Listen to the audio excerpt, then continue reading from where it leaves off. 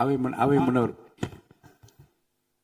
மாண்பு பேரவைத் தலைவர் அவர்களே, மாண்பு உறுப்பினர் அவர்கள் பேசுகிற போது மெத்தன போக்குவரத்து செயல்படுத்தக்கூடாது என்று குறிப்பிட்டிருக்கிறார். இது அவைக்குறிப்பிலே நீக்கப்பட வேண்டும் என்பதை தெரிவித்துக் கொள்ளும்.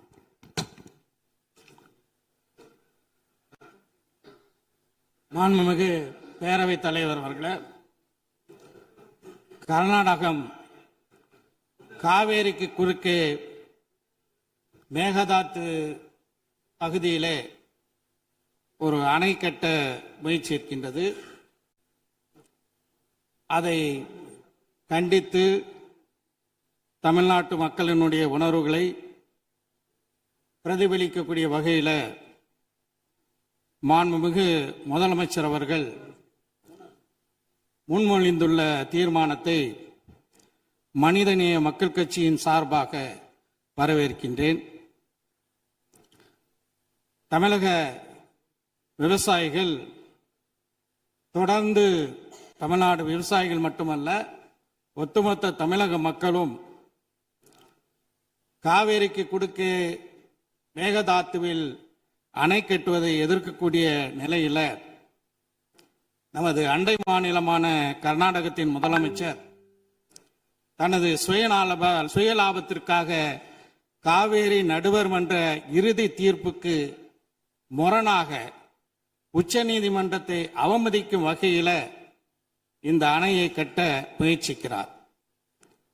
காவேரி நடுவர் மன்ற இறுதி தீர்ப்பு முழுமையாக ஒன்றிய அரசின் அரசிதழில் வெளியிட்டு அரசாணைகள் பிறப்பிக்கப்பட்டுள்ளன.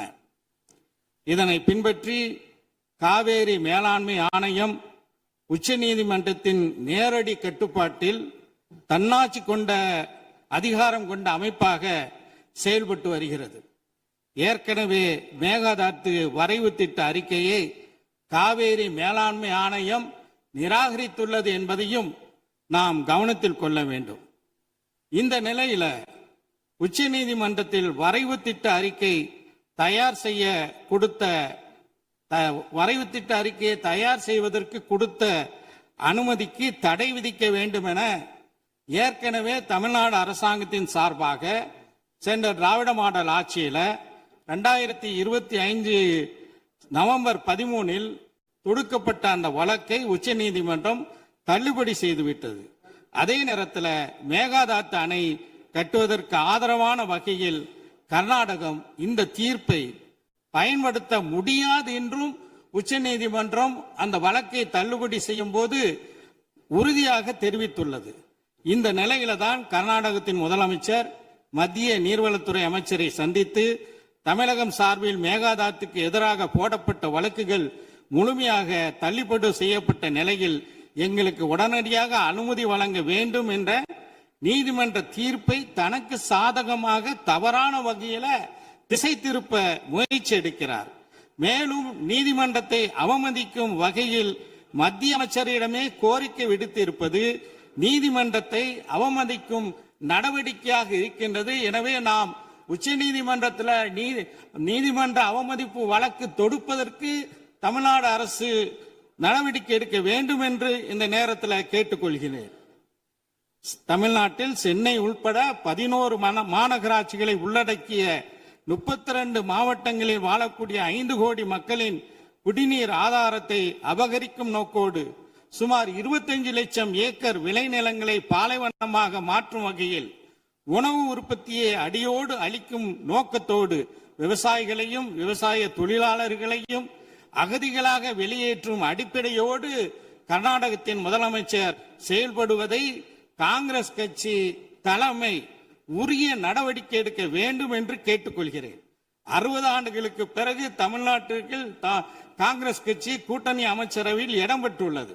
எனவே கர்நாடகத்தில் காங்கிரஸ் முதலமைச்சராக இருக்கலாம், ஆனால் தமிழ்நாட்டில் இங்க இருக்கக்கூடிய ஆட்சியில காங்கிரஸ் இடம்பெற்று இருக்கக்கூடிய நிலையில ஒரு மாற்றாந்தாய் மனப்பான்மையோடு தமிழ்நாட்டு மக்களை காங்கிரஸ் தலைமை பார்க்க கூடாது.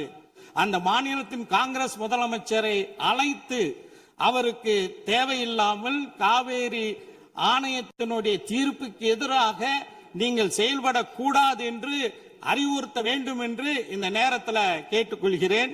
நாகப்பட்டினம் உள்ளிட்ட காவிரி டெல்டா மாவட்டங்கள்ல குறுவை சாகுபடிக்கு 12ஆம் தேதி மேட்டூர் அணை திறக்கப்பட வேண்டும். சென்ற ஆண்டு 6.50 லட்சம் ஏக்கரில் குறுவை சாகுபடி மேற்கொள்ளப்பட்டு திராவிட முன்னேற்ற கழக ஆட்சியில அது ஒரு வரலாற்று சாதனையாக இருந்தது. ஆனா தற்போது மேட்டூர்ல 79 அடி தண்ணீர் மட்டுமே உள்ள நிலையில இந்த காவேரி மேலாண்மை ஆணையத்தின் கூட்டத்தில் 19 டிஎம்சி தண்ணீரை கர்நாடகம் விடுவிக்க வேண்டும் என்று மேலாண்மை ஆணையம் கூறிவிட்டது, உத்தரவிட்டுள்ளது. ஆனா அதோடு தன்னுடைய கடமை முடிந்து விட்டது என்று காவேரி ஆணையம் நினைக்க கூடாது. ஒழுங்காக சரியான முறையில் அந்த நீர் நமக்கு வருவதற்காக நடவடிக்கை எடுக்க வேண்டும்.